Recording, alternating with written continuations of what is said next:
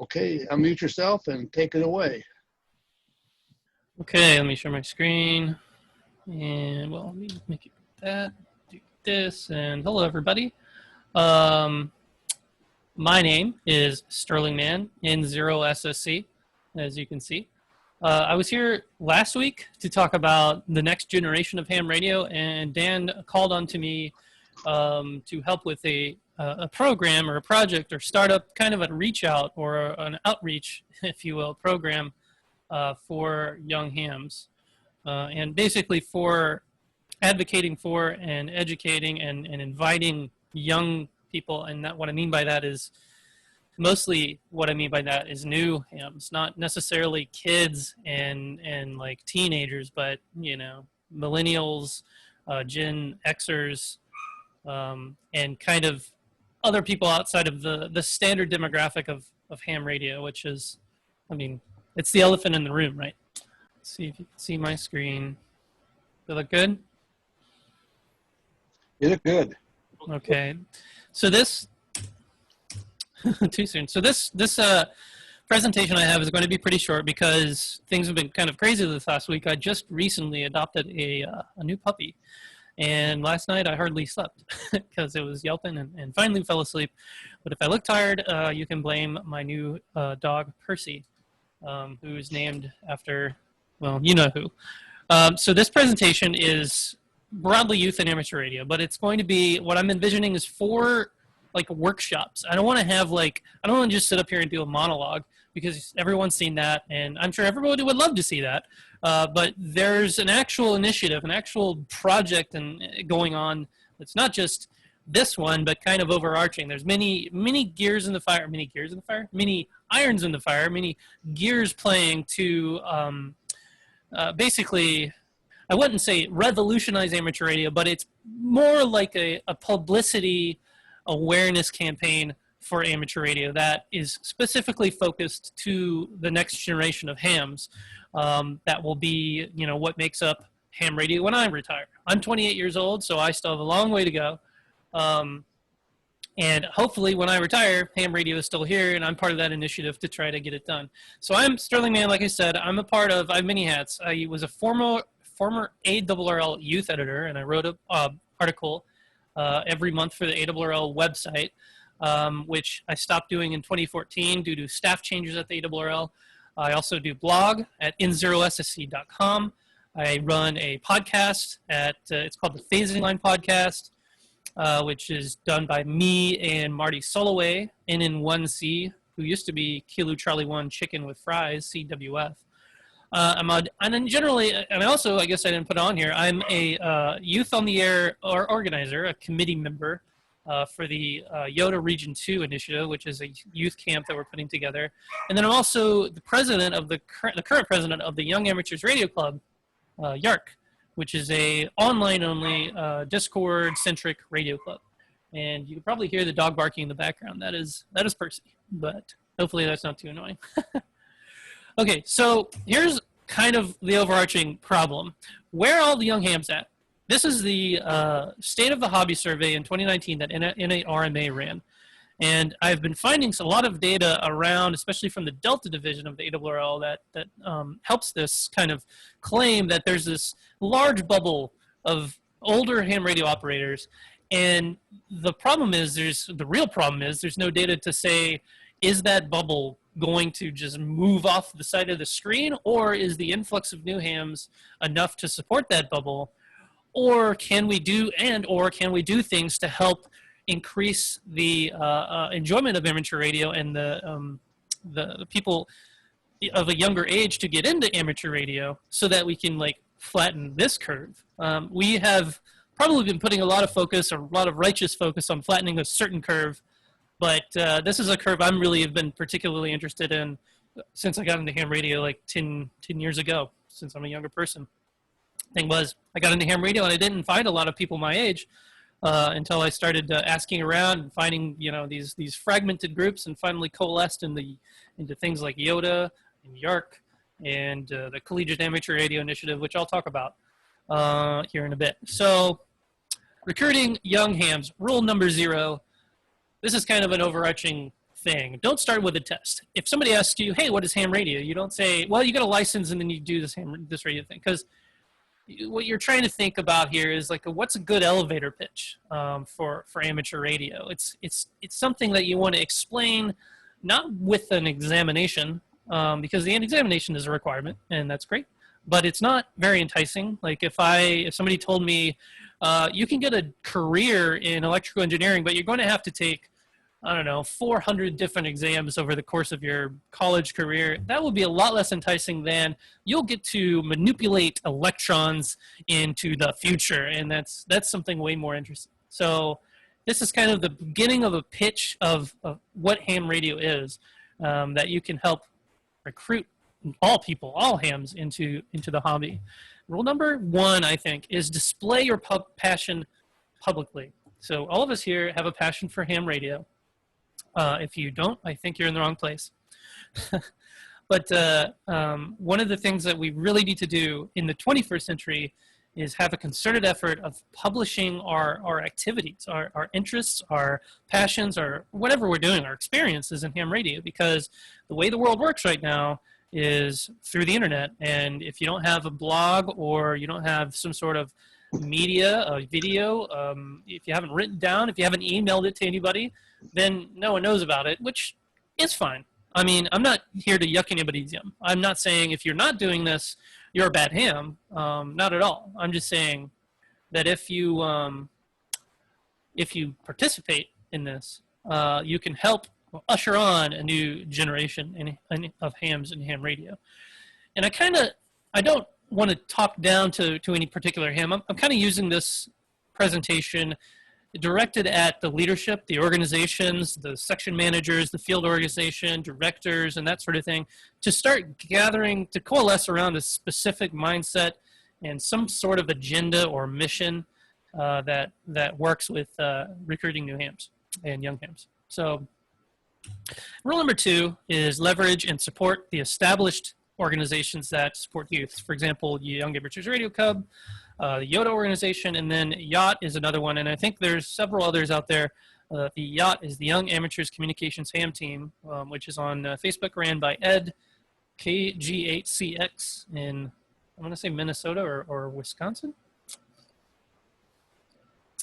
But these are a couple of clubs that have been established for a long time now, and are really good arbiters of the information superhighway, if you will, because they have collected all of the information for you young people to find their peers that are their same age, their same mental, have the same interests and passions, and can relate with each other better than the current crop of organizations and places where people gather, like Zoom and ARRL forums and QRZ forums, for example, which arguably aren't really good places for young hams to first step into the community, if you will.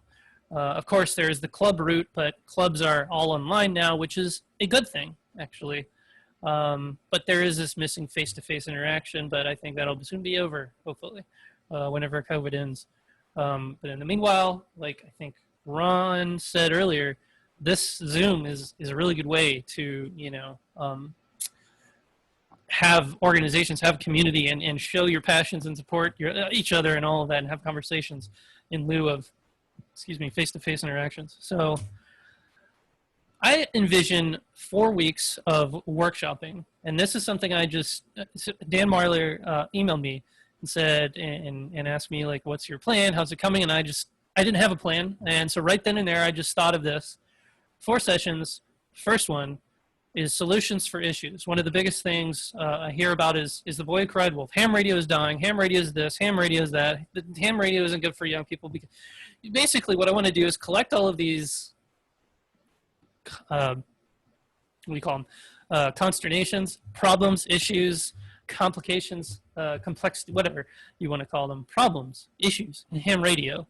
And then think of actual solutions for them, because way too many people are out there saying, well, the abolishment of Morse code was the worst thing for ham radio, or they dumbed down the tech exam too much. And then they're just ratting on ham radio, ratting on youth, ratting on new hams, because back in my day, uphill both ways, yada, yada, yada, if you know what I'm getting at. But they don't have, these same people aren't giving us answers, aren't giving us any substance. They're saying, here's all the problems, but let's write down these problems so we stop talking about the problems and start talking about solutions for the future. So showcase, identify critical issues, brainstorm solutions, and homework. And yes, there will be homework. It won't be hard homework, but we'll talk about it in a minute. Week 2 is the 21st century relevance of ham radio. Why is ham radio, basically explaining to society, why is ham radio important? Why is it relevant? And what can it do for us? And this is like people, the public, big people, as well as thinking of the next generation topics of interest to today's youth. So IoT, Internet of Things, connectedness, stuff of the future, even 5G, that sort of things. Communications technologies on the forefront, even thinking like metamaterials and crazy antenna designs and that sort of thing. It's a broad scope thing, and I think there's a lot to talk about this. So this is why I gathered it up into its own session. And then also positioning your organization for the future and leveraging all of those social media things to their maximum, to help your club or your whole society, ARRL as a whole, position themselves for a better future so that you can guarantee the future of the hobby for everyone, you know, enjoying it now and on into the future. And then week 3 is don't be shy. Show me ham radio. And I'm from Missouri, so show me ham radio. It's the show me state. This is going to talk about publicity and marketing and advertising, getting your word out, getting the name out. This is not to your ham friends. One of the problems here, which we might identify in week 1, is almost every ham radio club, organization, and even outreach on Facebook is insular. It's kind of its own stone-walled community. It's very like rare for these communities to reach out, except for very specific cases. Field Day is one of them. Bike MS is another. There's several other events, and then IMCOM is another. But we're like waiting for those events to occur before having an excuse to show off ham radio. And so this is the answer to making it a common everyday household word. Ham radio, what is it? Well, my grandpa does it, or that guy down the street with the weird antenna that's messing with my Wi-Fi does it. Those things are, I want to push those out of the minds of people and bring into the minds of people that it's an interesting hobby that you get into if you're interested in electronics or radio or wireless or antennas or communication. Just like if no one has a problem understanding trains. I mean, maybe some people, why do people get into model trains? Well, it's fun, it looks cool, you can create, it's basically an art form. Why are people into, I don't know, sidewalk chalk art? Or why are people into, you could think of a million things, fishing, golfing. Fishing and golfing are pretty boring, but so is contesting. So why don't hundreds of millions of people go fish? Why do hundreds of millions of people go fish and golf every year, but not contests? So thinking about like how to plant a seed in the general public to think of ham radio as any old other recreation, just like anything else. And this is marketing to your other friends, your non-ham friends, your family, and the general public via all means: social media, actual advertising, blogs, YouTube, Twitter, TikTok, Snapchat, Instagram, and even just regular old conversations. Like I said earlier, working on an elevator pitch, that you can talk to coworkers or your friends at a non-ham radio club meeting about what you do. Hopefully this is making sense. Just kind of rambling on. And then week 4 is understanding kids these days. What are kids doing? Where are they? What are they up to? What are their interests? What do they are not interested in? It's not all like kids aren't all just like like droning in their phone. They're living a complicated life through the internet is what they're really doing. And what we need to do is leverage that to advance the future of ham radio. So how to advocate and engage them through the places that they're hanging out, and then also addressing important topics like youth safety, and diversity, inclusion, and intolerance and tolerance, because these are hot topics right now, and you need everyone who is wanting to advocate for youth needs to understand boundaries, limitations, as well as diversity, inclusion, and tolerance when it comes to things like LGBT or non-heteronormative things or just plain weird stuff. I mean, I think every generation has had some sort of new, like, blossoming, strange thing. Even turning 28, I'm watching kids on TikTok, and I just don't understand what the allure is. But I get it, like, because our children before us were into hard rock and screamo and emo and death music, and then before them we're into, like, just a whole number of things. I'm sure you can use your minds to fill in the blanks there. So, post-session homework. Like I said, there was going to be homework. One thing I want to get out of this is some answers and some solutions and some really workable things that I can help deliver to other organizations and grow this particular speech, this particular platform throughout the amateur radio community. A broad spectrum kind of like, here's what you do. Here's a list of things you can do to improve ham radio from the point of view of getting more young people into it, getting generally more people into it, making a case for it publicly, etc. So short post-session surveys is what I'm going to have. And then they're just going to be a Google form. Who's drawing on my screen? Cute. At least it's radio. That was me. So if you click this link, and I'll send this out in a while, you'll go to the a Google form that has a few questions to start gathering information about yourself, and then some things that you can contribute, like just a couple short answer questions. And I'll copy this into the chat.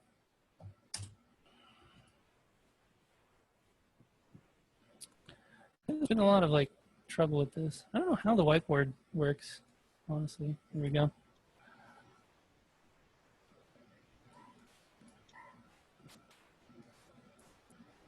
You just reset the share.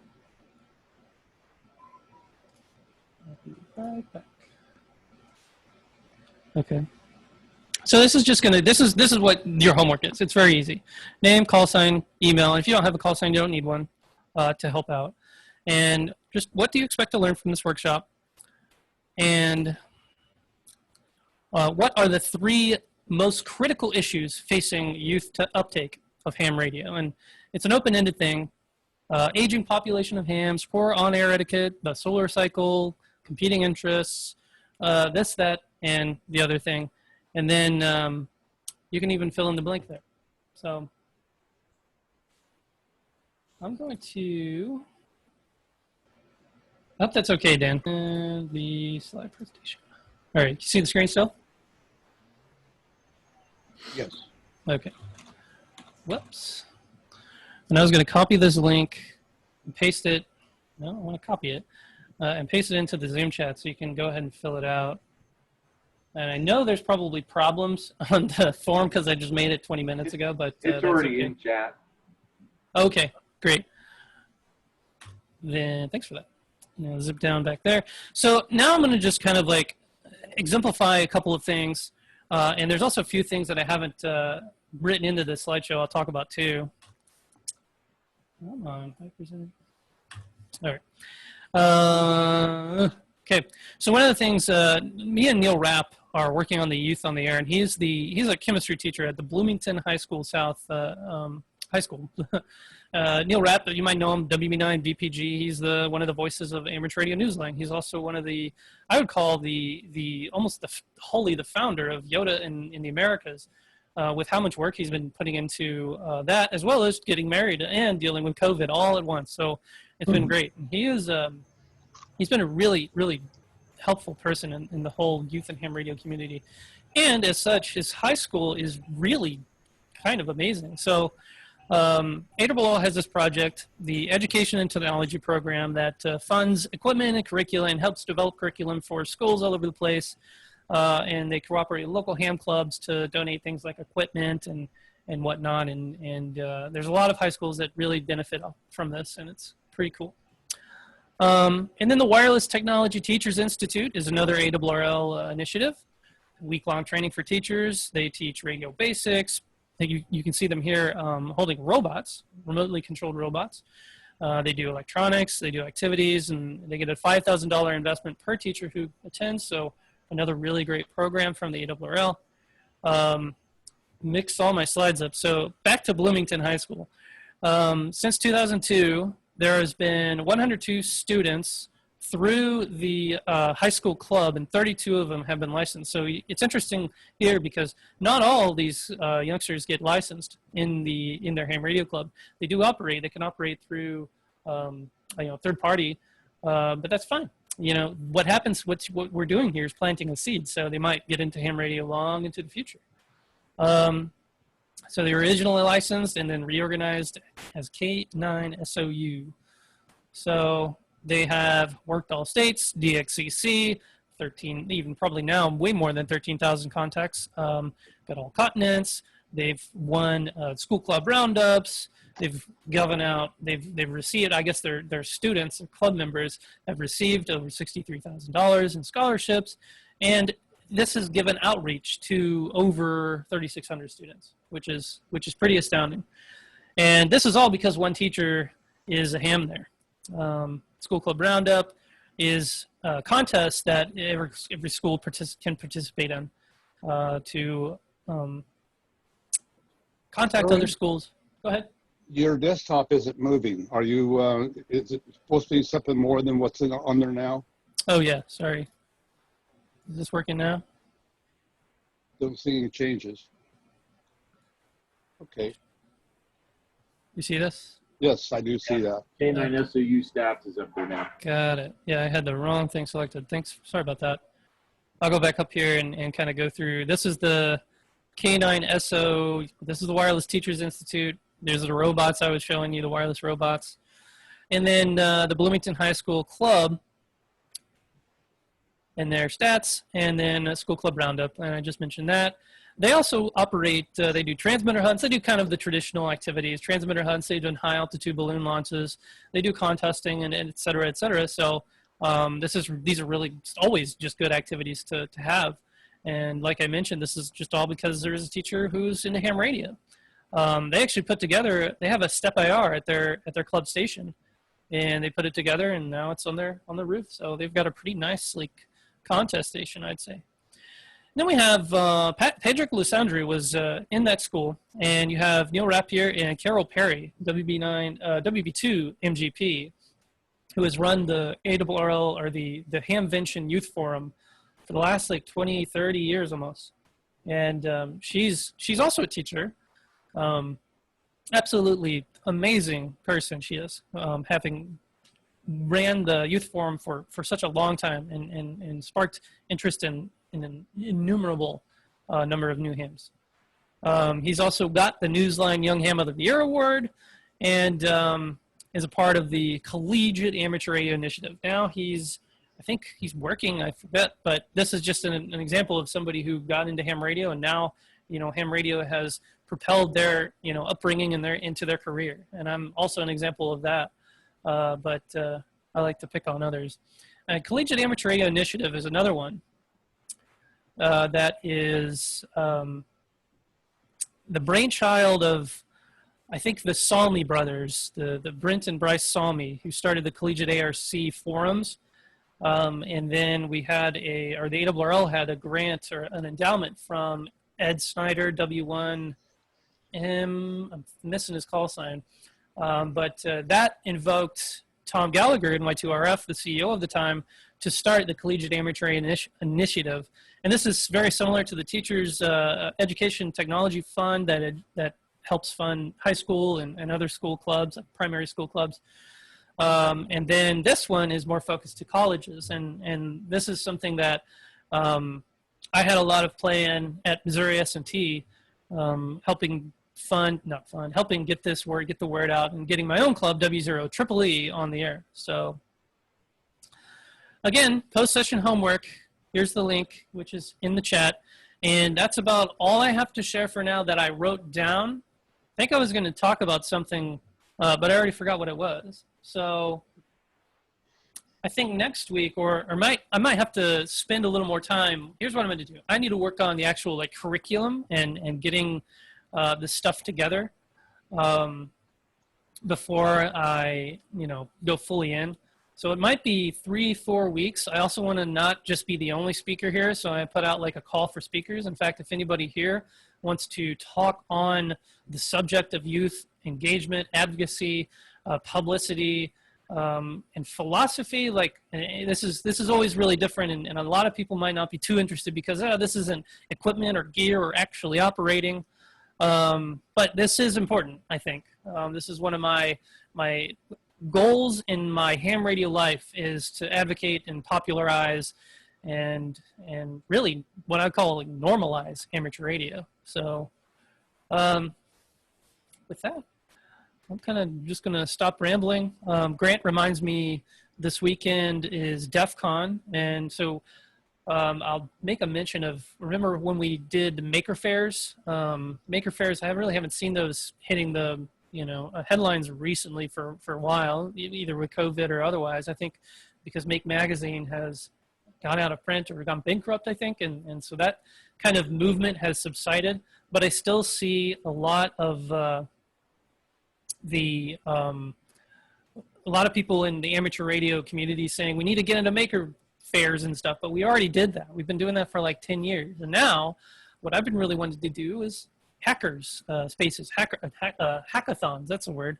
So DEF CON is a convention of hackers, and these aren't like you're like stealing money out of your bank hackers. These are people who are learning about computer science and computer engineering in order to make our computer systems safer. They're also known as white hat hackers. And there might be some bad actors in the bunch too, such as the nature with learning anything. Imagine if we didn't teach people chemistry, we wouldn't have anybody making bombs, but we also wouldn't have anybody making, I don't know, vaccines. So, it's a balance. But think of it as good hackers. Hams, in fact, are the original hackers of electronics and, ham radio equipment. Right now, when you buy a ham radio, you get a schematic. That's hacking. That is, you hack into the schematic, you're able to see what the problem is, fix it, add functionality to it, and that kind of thing, that kind of mentality we can leverage in the current state of affairs, current day and age, with software-defined radio, with just open source everything, computer science everywhere, Raspberry Pis, you name it. So I'm getting a lot of people requesting the slideshow and the email, putting your emails out, so I'll make a note of this. I will put the slides, I'll give those to Dan to send out, and I'll also host them on my website, N0SSC.com, which you should be able to find. I'll do like a little blog post to share it. So with that, I need to take a little drink of water and say, any questions? Or I have a question which might be worthwhile for discussion. As I was listening to you, I was thinking about a recent conversation I had briefly on our local email reflector. And it has to do with just what is it that a young person, I'm approaching 70, so I don't think in terms of young people. A young person who is accustomed to cell phones and being able to communicate worldwide with a cell phone is not particularly impressed with the noise of shortwave HF communication to Australia. what is it about amateur radio, things, activities that would be of interest and of real value to a 10 to 15-year-old person? Amateur radio is such a rich area. What would you focus on that 10 to 15-year-old person would actually find impressive about amateur radio? That's always a really good question with the cell phones, and you know, you can do this ad hoc. You can contact somebody around the world, no problem, practically free. You can do it on the internet.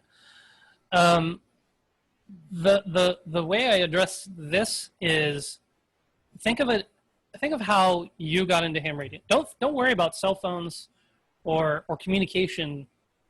I want to challenge you to like kind of think outside of that, like outside of that box of, well, kids have cell phones, and when they think, oh, you can communicate around the world, or when you tell them you can communicate around the world, they think, well, I can do that with a phone.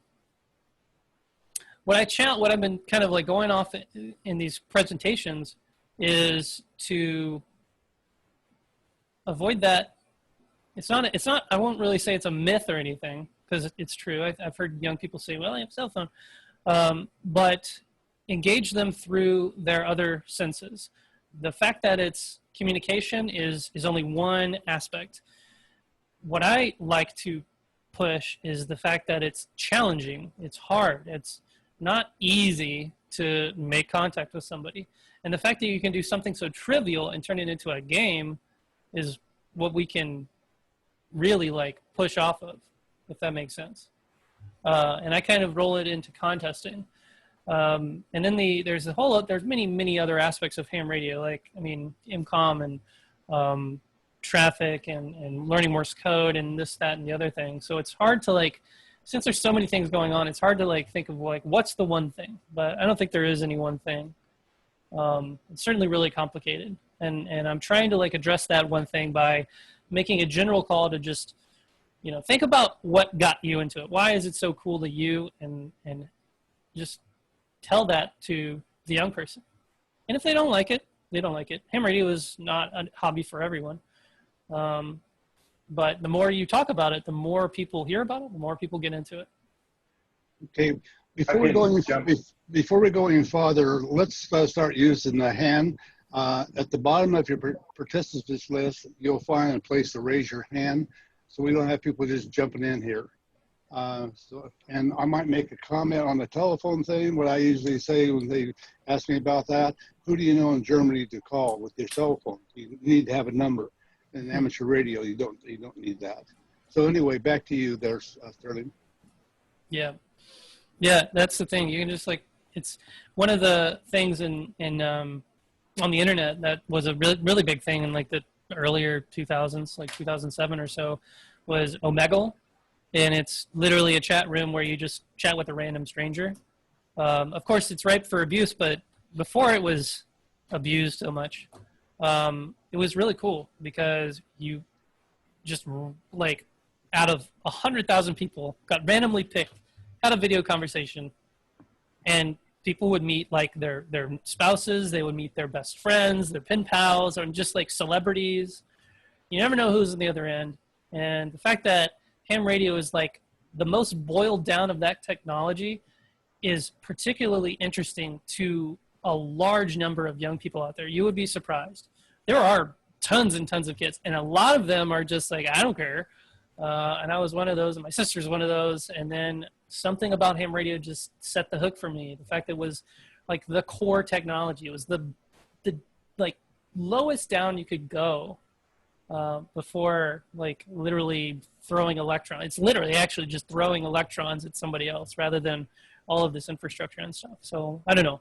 I'm just kind of giving you an example of like, here's how my passion can be explained in words, but I don't know if it resonates with every kid or every young person or every new potential ham out there. But I think if we talk about these things in the right communities, like hacker cons and DEF CON and even just in general, just blast it on your Facebook, somebody is going to pay attention to that. So, any hands? I saw a hand raised by Marty KB3MXM earlier.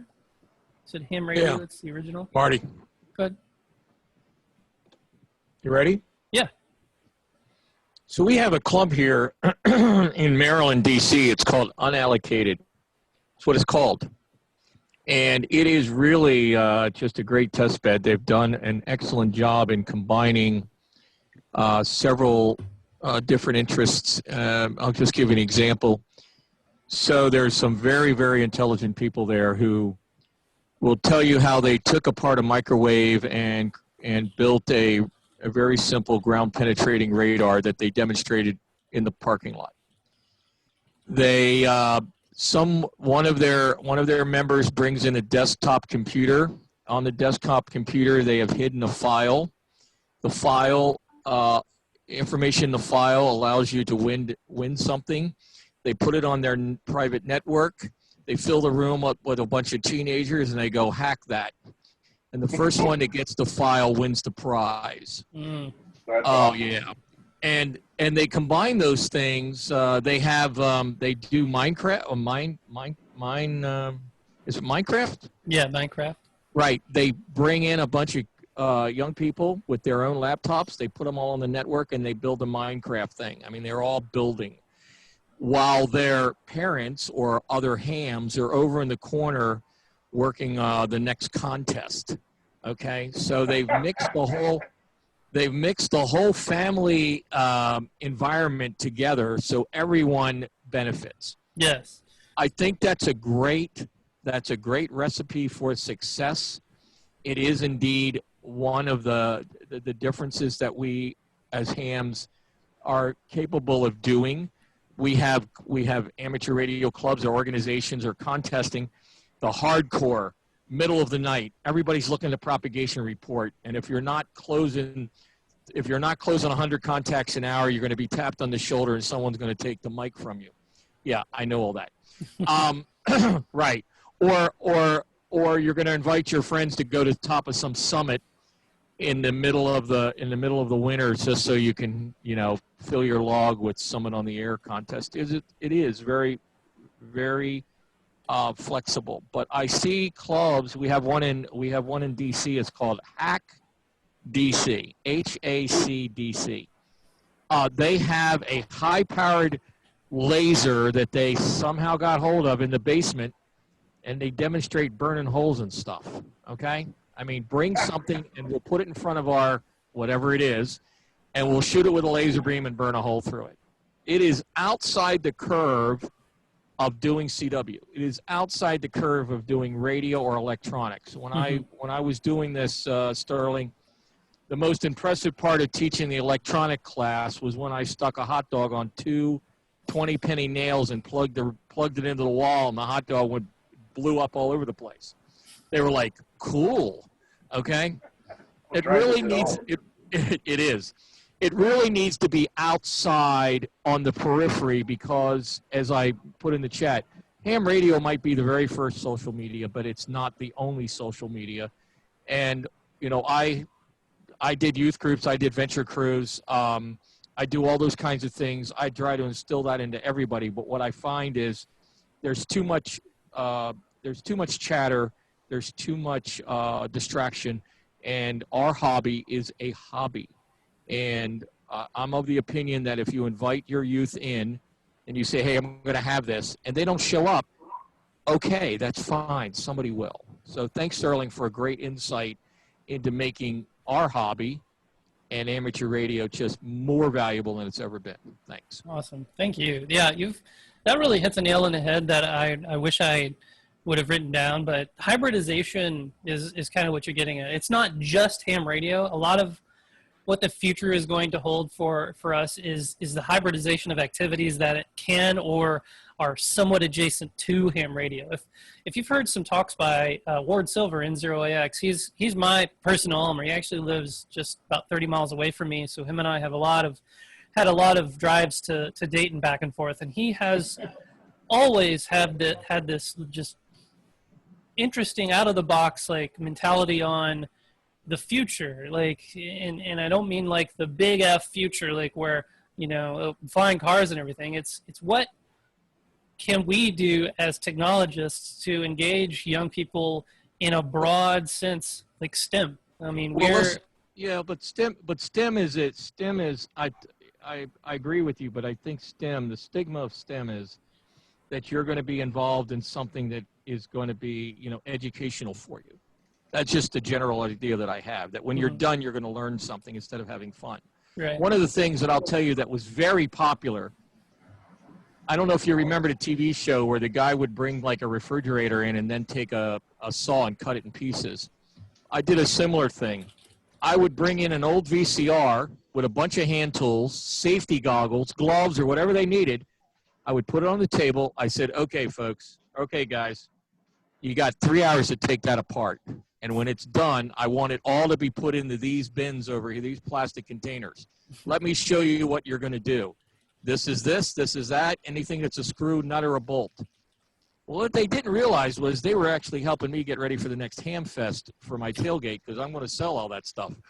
But what they realized is they don't know what the magic is in the box. They turn it on and it works. And they don't understand the magic. And what I found was when you show them what is going, like what's inside the box, you start to get their curiosity. Like, Mr. Marty, what is this? That's a transformer. Look up on the chart. There's the symbol for the transformer. And what does a transformer do? Oh, it changes something from one thing to another. Close enough. All right, put it in the bin. What's this, Mr. Marty? That's a speaker. That's a speaker? I have one of those in my cell phone. How did they get that inside my cell phone? No, your speaker is smaller. The curiosity of taking it apart, chopping it up, and understanding how it works, to me, was more beneficial than trying to show them how to build a kit. Okay? Yeah. That's Hey, big. let's try to limit these chats and give some more people a chance to talk here. Ron, go ahead. 8799. Ron? All right, I just unmuted here. What I was going to mention, I was just looking at my Facebook page here, and we had posted something from the league. And sometimes people just have a hard time. If you want to talk to your neighbor, everybody sees, when they see my antenna, the neighbors are curious. So if you invite them in, you make friends with them, you want to show them your station, but what do you show them? So the league has got this new initiative that's coming up. It's got topics, some like it's hams, teaching hams. I don't know if you guys saw that, but things like fun with digital signal modes, HF wire antennas, introduction to different computer logging, but different topics. And if you look to see when those are up, you might want to invite somebody over and say, I can't talk to the people, but these are good topics that might, the digital modes might generate some activity. So just a thought. My station's always open. So just a thought. Very good point. Yeah. Okay, John? In the 6Q? Oh, yeah. So, you know, I really like the comments, and I think some of Marty's ideas with young people are just brilliant. But, you know, one of the things, so my now 14-year-old stepson got his tech license at 11, and at the time, well, he still is, but he was the youngest member in our club, and our local news channel did a kind of an expose, right? Youngest ham, oldest ham, and the oldest ham was like 84. And one of the things Kyle said at the end of the interview, the gal was like, well, why do you like this? And, you know, he was really just playing with the dials on the radio. It was kind of mocked up for the whole interview piece, but he said something that'll always stick with me. He says, because this is interesting and the internet is boring. And I think for a lot of young people, they really feel like that. Like, you know, okay, I got my phone and I got the internet, yeah, and I watch videos, and, you know, after a while, it's the same stuff day in and day out. And I think there's a group in that group, you know, that larger group, that they're just bored. And if we can show them things like Marty, like, hey, why don't we take that apart?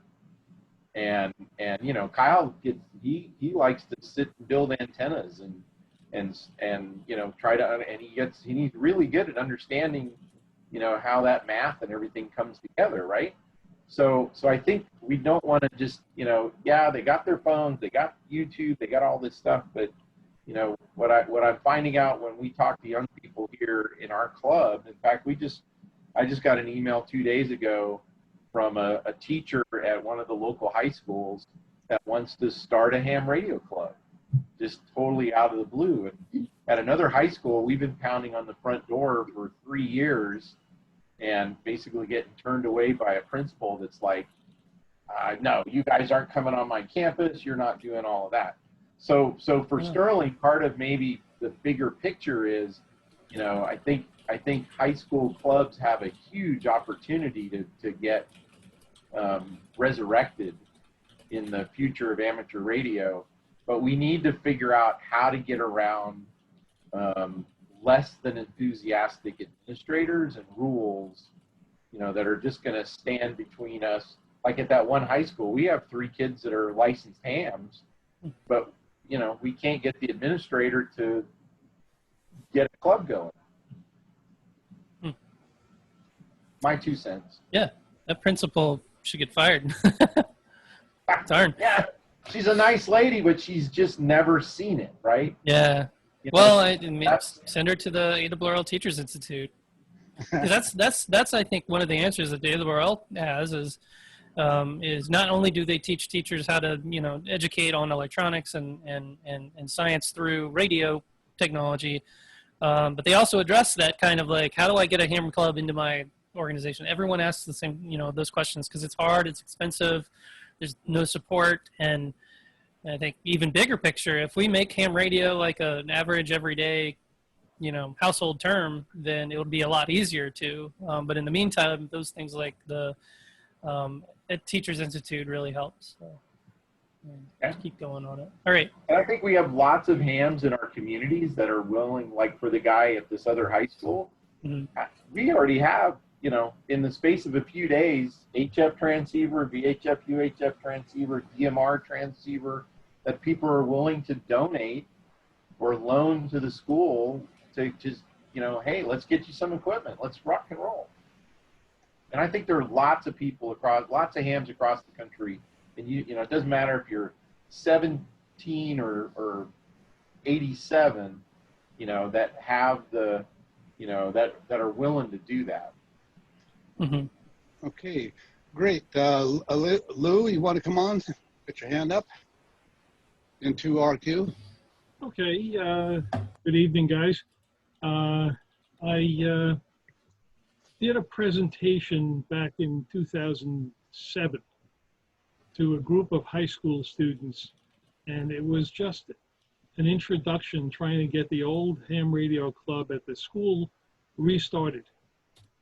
And I asked the group how many of them use radio. And I had a room full of blank stares. This is 2007, not everybody had a cell phone. I asked, okay, how many use a cell phone? And I got a number of hands. And then I asked how many use Wi-Fi. And now between both of those, I had 100%. My next statement was, all of those wireless devices are radios. And that was a revelation to them. And I suspect that that is no less common today. In fact, it's probably more common. People don't know what radio is. And I then went back to my home high school, and I told the kids there what I found at that presentation, and they agreed to change the name of our radio club, which goes back to 1921. And we changed it from Amateur Radio Club to Amateur Radio and Wireless Technology Club. The club is, if we survive and the school's open, we're going to have a chance to celebrate our 100th anniversary. It'll be fun in November sweepstakes. By the way, Sterling, thanks for mentioning School Club Roundup. Thanks for running it for so long. I knew I recognized the call sign. All right, Dennis. Yes, I just want to make a few comments. I lead 3 electronics clubs at the schools in my town, and we're very fortunate to have a very cooperative school system. We have a radio station, we have a tower and an antenna, and a real nice setup. And when we first started the high school club, we had it set up as an amateur radio club, and our philosophy was to focus on amateur radio and sneak in electronics. And we had some students, and we got some of them licensed.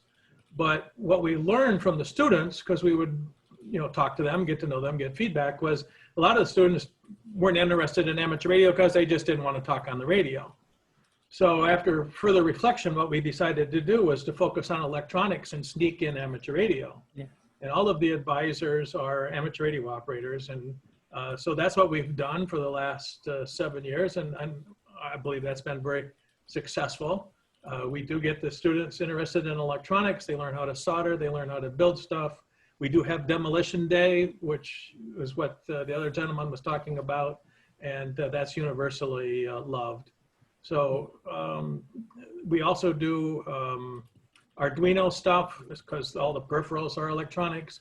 PIC, we have somebody that's really experienced in PIC, and also Raspberry Pi. There's a lot of students in the high school that are very much into programming. So if you can get them hooked into the hardware side of it as well, that's a really nice draw as well. So for us, the change in philosophy from being amateur radio focused on or sneaking in electronics to focusing on electronics and sneaking in amateur radio has been very successful. We also changed the name of the high school club from the Amateur Radio Club to the Electronics and Wireless Communications Club, and Electronics Club for short. And that seems to have worked very well for us. And between the high school club and the 2 middle school clubs, where we have 7th and 8th graders, we have about 50 students every year, and we're very happy with that. That's great, Dennis. Thank you. Lee, I've been leaving you alone, so this is going to come as a surprise. Have you seen any questions on the chat that we need to address? No, not at this time. I'm watching it though. Okay, thank you. Thank you. Okay, back to you, Stanley. Yeah, on Dennis's point about like kids talking on the radio, that's something I need to address, because in New York, one of the most interesting things is, I mean, there's almost 1,000 kids there. Kids, I really mean young people, because it goes from 13-year-olds all the way up to, I'm 28. I think I'm one of the oldest there, but we've had a few 40s, 50s people hanging out. I think even Barry, you're in there too. So it's not like a organization that's only for young people. It's open to everybody, but it's obviously centric to youth. But the very interesting thing is, like, they don't, and not always just want to get on the radio and talk. And everyone here has probably had mic fright before, the first time you get on. And for a lot of young people, it's not debilitating, but it's something, it's very hard to overcome. And for me personally, I think it was almost, I want to say like 5 or 6 months after actually owning an HT and even a mobile rig, like 75 watt ICOM V8000 with a 4-element Yagi that I could point to the repeater 30 miles away and get in with like 200% quieting, I still wouldn't hit the mic because I was just afraid I was going to mess up. And that fear is hard to get over. And eventually, everyone here eventually does. I think everyone eventually does. But what's good about like technology and digital modes, as somebody else mentioned, is you don't need to talk. And that's why FT8 is so darn popular. And what I've been trying to do is get more people involved with JS8 call, which is FT8, but with actually chatting, because FT8 is just the call sign, grid thing, contact over. And then JS8 call adds the actual ability to chat. And that really helps get over the hurdle, because it feels familiar, because young people have grown up, this generation has grown up on the internet. All their communications is through text, through chats. And that's a good way to, like, again, plant the seed in the traditional ham radio sense. But I really like these hybridization of activities and flipping it from ham radio centric to electronics, or to getting inside the box and thinking, what's this part do? That's really powerful, I think. And I'm gonna write that down. So, and Donna? K7FKZ. Yeah, I think I may be repeating some of what's already been said here, but I'm trying to understand. There's this fear of talking on the radio, and many kids don't really want to open the mic and start talking. It might be embarrassing, but many of them are used to the idea of texting, sending a message by text, and amateur radio has systems such as RTTY and other ways of sending text that don't employ the internet. So if you're showing them, okay, you can use your cell phones and you can talk to each other with the internet, but suppose all of a sudden the internet's gone down. How did all of this stuff get developed in the first place? And then with amateur radio, in getting the enthusiasm that amateur radio was the early and probably the original texting system available for average people, and here's how you can do it. Would that be, in your opinion, other people's opinion, something that interests the 10 to 15-year-old group? Your comment. Are you asking if, I guess I was kind of looking around and I didn't catch the question. Are you asking if texting, just ask that or rephrase that again, sorry. Well, I think texting is so ubiquitous to the young person, right, that if all of a sudden the link, which is the internet, were shut off between the two, how do you redevelop that? If you're a caveman trying to rebuild your society, or a texter that suddenly doesn't have the internet, how can you rebuild texting? And is that concept, the idea of rebuilding texting, of sufficient interest to the young mind that would interest them in amateur radio? I've not thought about that. Like what if, you know, the grid went down and that sort of thing. What's interesting is one of the largest influxes of new hams right now, and my evidence is anecdotal. I don't have any numbers. Nobody really has any numbers on you know, how people enjoy the hobby, but preppers, survivalists, grid down people are really flooding the hobby, if you will. And I think this is, you know, it's from the VEs, from VEs out there who've told me, like, most people they say are preppers, or they just don't have like that intrinsic interest, and also the fact like we have 700,000 hams but only have 10,000 people do contests, you know, submit a contest log, and X number of people on DMR and D-Star and digital and this and that, things we can count, but there's this huge influx, but not a very proportional influx in activity, is telling me that people are getting into ham radio as a tool for their survival or to ensure the communications for their family in case the grid goes down. And there's a lot being worked on through like a YouTube channel like Hashnasi. He's KI6 November Alpha Zulu. Ham Radio Crash Course is his YouTube channel, and Hashnasi is his like username. Josh Nass is his full name. He's been trying to buck the trend of people just getting a license and putting their radios in a box and trying to get them to bring the radio out, program it, use it, get on the repeaters, stay on the net, stay active, so that when it hits the fan, it's actually useful.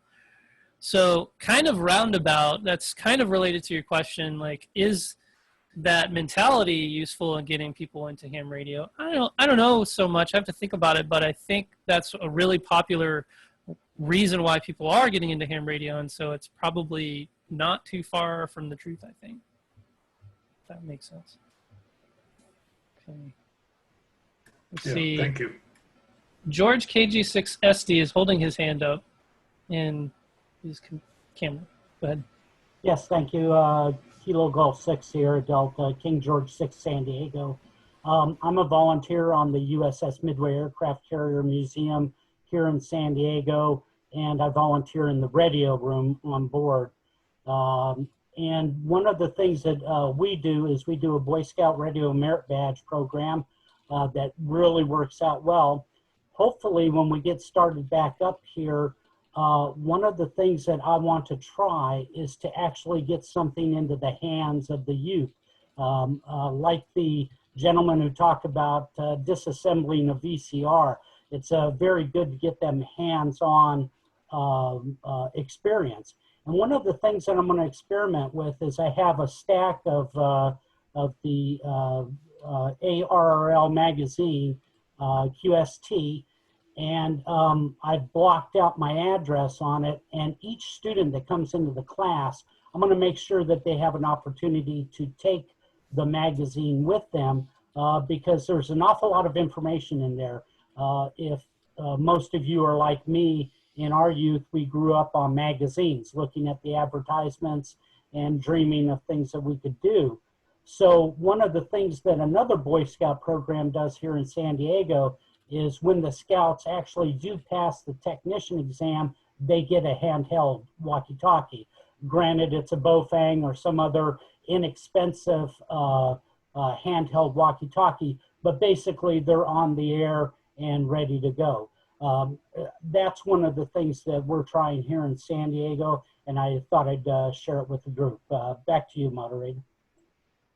That's great. If you get a hold of any of the newer magazines, the On the Air magazine, those are like purpose built for exactly that purpose. Giving a magazine, because it's a very introductory new ham take on ham radio with a little bit fewer ads and a little bit less technology and deep stuff, and a little more superficial things. So, but that I actually did that in college. It was a really good way to get rid of QSTs. You would be mandatory. Here's your QST here, because we had years on years on years of QSTs. You know, people just donate them, you know, by the bucket loads, and we're just, you know, here's a pile of QSTs, and a lot of people enjoyed that because there was so much good information in them. All right, Joe, K2OL.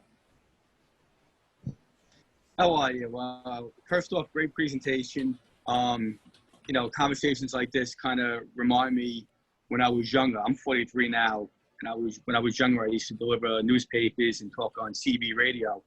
And one of my customers was a ham radio operator. And when he found out I was doing CB radio, he offered to modify the radio for me to give me a little extra power. When he brought me into his shack, I was fascinated with the equipment. I mean, his equipment was pretty much CW, big and bulky, but it was impressive to look at, and that's how I got into the hobby. Now thinking where we are now in the hobby, we have other platforms that are cell phone based, like Zello. You have a platform like TeamSpeak, which is an IRN server. Most kids that are gaming would be familiar with TeamSpeak. Both Zello and TeamSpeak can be linked to the All-Star network, which is also a ham radio based network. And Zello and TeamSpeak, you would have to have a call sign to get into those platforms, within those platforms.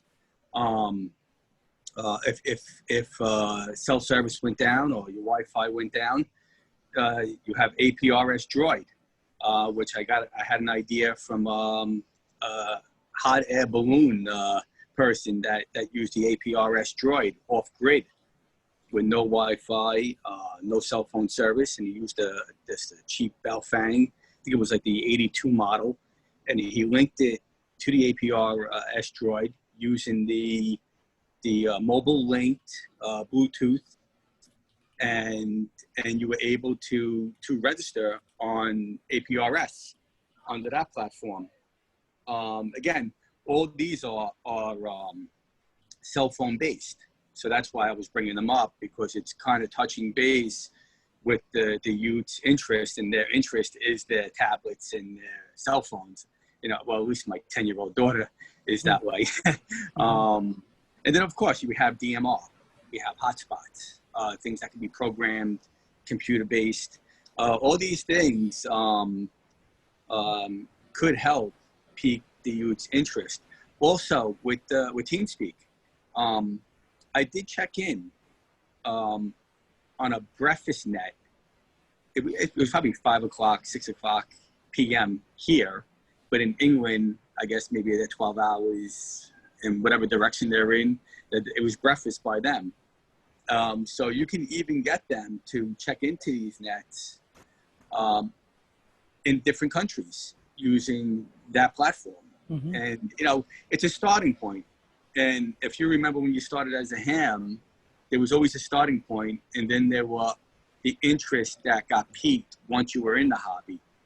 Now, I know what interested me when I got into the hobby, but I've also veered left and right quite a bit because I've gotten fascinated with different aspects of it. So I would imagine you would just have to get to a starting point, and that would be pretty interesting, just to relate cell phone and your devices to the hobby. You know, like I said, it's not merely a question at all, as it is more of a statement that I'm making here. But a wonderful presentation. Thank you. Thanks for the comment. Yeah, the cell phone connection really, because like, you know, I mentioned earlier, I was saying that it's not about being glued to your cell phone. It's about living your life through the digital media, and anything that uses that technology is a no-brainer. One of the hot off the presses things is Discord, which is like TeamSpeak, but it's modernized. It's very capable and can do a lot of things. And I have yet to see any linking between Discord and the regular like All-Star and Echolink and et cetera. But I have seen Zello talk groups and whatnot, which has been really cool. And internet linked radio, which is it's a new hobby all in of itself. Very interesting. Just like you actually get a radio that is just a 4G modem, and people are actually hamming on those. You know, so okay. I don't see any more hands. I want to mention one of the Wes said that her mic shyness, your daughter's mic shyness changes when she knows people. I just wanted to call that out because that's one of the things with Yark is, you know, we get to know each other through a common platform we all are familiar with, and then branch out onto ham radio. So we'll have our own nets and stuff like that too, and that's really good at breaking the mic fright and moving on to like one of them's become like a traffic handler now, which is really cool. I might make a comment here if you don't mind. Sure. Yeah, in Idaho, myself and another guy restarted the Ham Fest, and that's before the virus thing came along, shut everything down. And it was intended for the youth. And so we built it around STEM and all that, and that was okay, but we didn't get the audience. And what we're thinking about doing when we get back to having Ham Fest is have the Ham Fest, if you will, part won't call it a Ham Fest, be built around what the kids are interested in, RC flying, whatever draws them because of their interest, and have amateur radio be the back be there. So the kids come to see all these wonderful things that they know about or they have an interest in, and then they get exposed to amateur radio rather than the other way around. And so we'll be playing with that when we get back to having Ham Fest again. That's a good idea. I think going back to the hackathons, it's not hackathon, yeah, hackathons, that's this generation's maker fairs, and integrating ham radio in the background into those things through means of software-defined radio. Those would be really strong too. All right, Lou and Marty's back. Oh, nope, just Lou. Go ahead, N2RQ.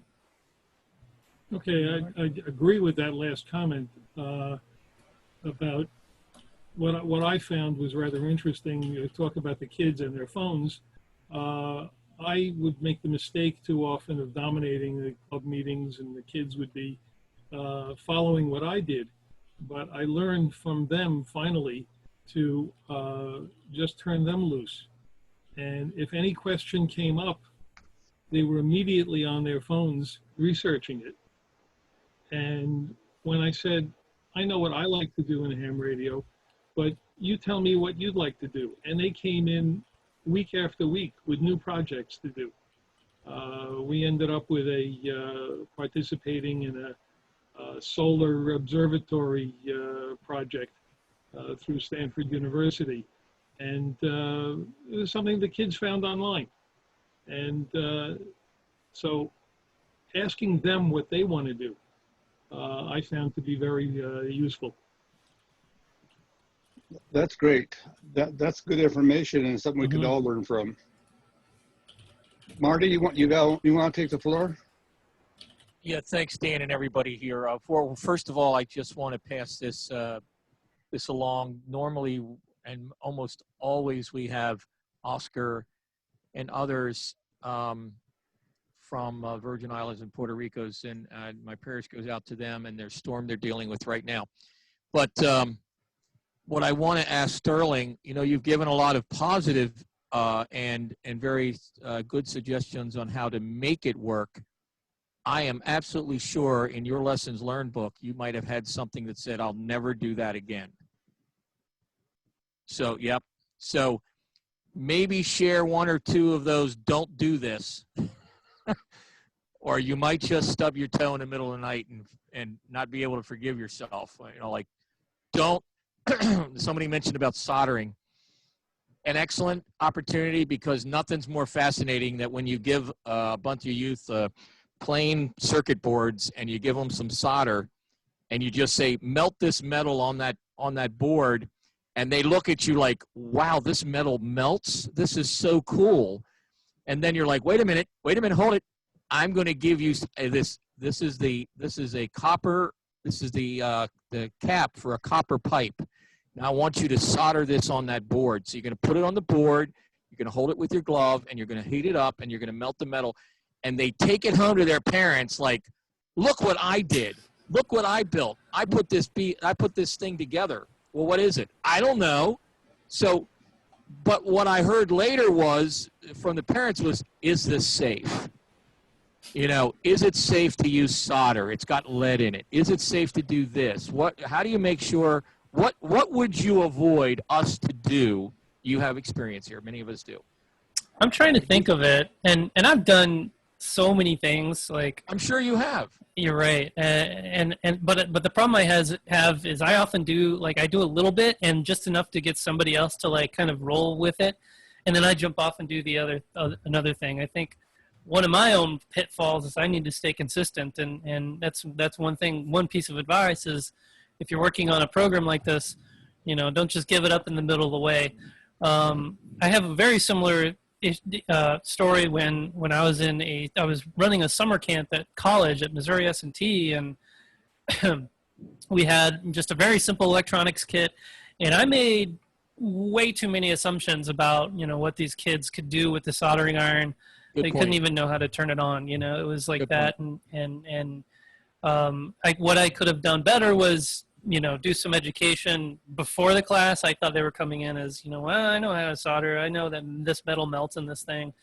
But they were basically green, and somebody else created this thing that I just walked into. And so I'm running around teaching everyone to individually how to solder, and I think it's just going chaotic. But what surprised me is that, like you, even when their projects weren't working, they were still kind of proud of what they sort of put together, and then they came back later and on an individual basis and got them all fixed up and working. Well, we're trying to invent. Let me just add this, Sterling. I feel like we're trying to invent a couple of mad scientists here, and the reason I say that is when we took the VCR apart and we were completely at parade rest, I said, okay, every one of you can take a part home and show your parents or show a friend. And so they picked and of course I didn't let them take the cathode ray tube out of the TV or the flyback transformer or anything they could hurt themselves with. I know Dana's over there laughing, but nothing sharp, nothing dangerous, nothing they would shove into a light socket. But what I'm finding more and more is they have to have something to brag about. If there isn't something after it's done, because if you listen to them on their phones and they're chatting and all that, they're bragging about stuff. Oh, yes. I did this. Oh, I did this. And if they don't have something to brag about, come on, a copper end, half-inch or three-quarter-inch copper end cap for a pipe soldered to a circuit board. They all wanted to know, what do you call this when we were done? I was like, what is this? I said, I don't know. What do you want to call it? They said, I don't know. We'll call it anything. Art? Okay. All right? Yeah. They wanted to have a name for it. They wanted to be proud of it. And if we're not focused on that sense of being, that sense of pride, and the fact that they would not be embarrassed, this is the other part of that youth thing, if they show it to their friends, they don't want to be perceived as geeky or silly, or, you know, it doesn't have any meaning to anyone. That is that social stigma that comes with, oh, I know a ham radio operator with a really big antenna in his backyard, but that's just a stigma. Mm-hmm. And if we can get past the stigma and get to the real heart of them understanding either how it works or how it doesn't work, they will go on and be great. They'll go on to engineering, they'll go on to college, and they'll look back on that like, you know something, I learned something. Right. So maybe you can come up with the don'ts, because you have a lot of do's. Mm-hmm. Okay? Thank you. Sounds great. Lee, you've been watching the chat board. Do we have anything to report? I have. No, but Midge has her hand up right now. W6LIK. Go ahead, Midge. Yes, I wanted to make a comment. I was a school nurse for a number of years, and I worked with adolescents. And I think that the texting is the thing to focus on, especially with the digital age. With WinLink, Packet, you need people that are proficient in learning programs. And I would think it would be a great program to let them participate in a drill where they use the forms and figured it out and passed communication to one another and maybe to different schools or to different clubs. And I think it would be a very useful exercise. They would feel important. They would see the value of texting. This is life-saving. This could be a hurricane, a fire, a drill, whatever. That's my comment. That's a really good point. That kind of leads back into Marty's comment about, I had a like really good point here, and I just kind of like floated off. I was thinking another thing, but a don't. Here's something that might be a don't in that case of using WinLink or Packet to show off texting, for example. What not to do, and this also might be a common field day experience. What not to do in this case is to do it yourself. Like you yourself, who is showing a young person what to do, and in doing that, you basically do the whole task. And you just show them, okay, now I'm sending my call sign and a little message to my pal in New York City. And here you can see this light. That means it's transmitting. Okay, now it's done transmitting, and we wait for him, and the kid's just going to sit there and be like this. I think like a good way to engage them into that seat, if you will, instead of just showing them how it's done. And, you know, I did say like show ham radio, but not this way. They could actually do it. They could actually participate in a drill and use their computer, use their handheld, and communicate. I mean, exactly. It's easy. Yeah, and believe it or not, they'll understand. Like they'll get it. Like I am always amazed at how my 4-year-old niece can run YouTube as fast as I can. She just has the brain for it. Kids these days have the brain for understanding user interfaces on computers. And so you just let them go at it. In my upbringing in ham radio, my radio club did something really good, is in that they just set me behind a radio and said, this box can communicate to anyone in the world. And right now there's about 15,000 people all trying to contact each other for points. So just contact people and you'll make some points. I'll do the logging, just listen to them for a while, and then you'll know what to do. And I knew what to do. It was pretty obvious. There's a microphone, there's a button. You could hear them saying the exchange. He didn't tell me what the exchange was, but I could understand what was going on after 3 or 4, tuning the dot, everything just kind of came to me right there. And that night I was up for 8 hours. I made 200 contacts. I learned how to log, and, the control operator, I was unlicensed, was sitting there, on his phone, almost dozing off because, he was just proud of the new ham he got into it. And little did he know what it would do for me, in my future in ham radio. So just sitting them in the chair is really powerful. Sterling, we had a youth group, and they were studying languages like German and Spanish, and we had them on field day. And they love staying. Teenagers love to stay up all night and sleep all day, which was perfect in the contest, because we could put them on the radio at 11 o'clock at night, and we would put them on a place where there were Spanish-speaking stations and German-speaking stations. I don't do either one of those things. Look, all you have to do is do this, read these words, and then when you get them to say okay, and they'll give you some information, copy it down here. Woke up in the morning, there was 52 new contacts we wouldn't have had. And they were glad to be able to use the skills they learned in Spanish and German class to actually talk to people in the world that actually talk that language. So there's a way of tying it all together. Thank you. Okay, I love the enthusiasm and the information that's flowing here. It's great. I really appreciate this, everybody. Thank you. Yeah, this was a really good conversation, and this is all feeding into the workshop I'm gonna try to put together. So we're gonna have a lot more of these. Do we have any more questions out there? Okay, somebody, Barry, you got a hand up. Well, go ahead with a comment. I think, you know, if you ask the kids to bring their parents, they will. At first they will, no, but then they will, and I think that would really help with the program. Yes, all good information. Barry, did you have a comment? No, I was just clapping. Okay, I thought that might be what you were doing. Doing a good job. Okay, anybody else out there got some comments or questions or whatever? Lee, how's the chat thing doing? Anybody got anything in chat going we need to know about? Nope, everything is good. Great comments tonight. People are sharing their direct experience working with youth, so it's really helpful to also read the chat when you get a chance. So I recommend it.